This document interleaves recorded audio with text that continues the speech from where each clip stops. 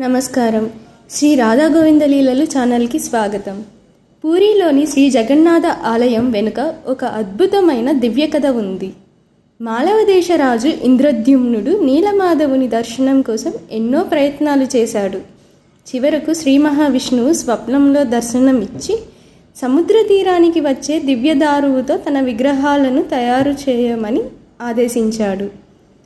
అప్పుడు విశ్వకర్మ వృద్ధశిల్పి రూపంలో వచ్చి, నేను తలుపులు మూసుకొని పని పూర్తయ్యే వరకు ఎవరూ తీయకూడదు అని చెప్పాడు. కానీ కొన్ని రోజుల తర్వాత శబ్దం వినిపించకపోవడంతో రాజు ఆందోళన చెంది తలుపులు తెరిచాడు. అప్పటికే పని ఆగిపోయింది.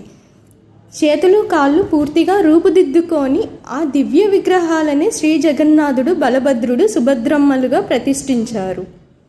ఈ అసంపూర్ణ రూపం భగవంతుడు అందరికీ అందుబాటులో ఉన్నాడనే సందేశాన్ని ఇస్తుంది.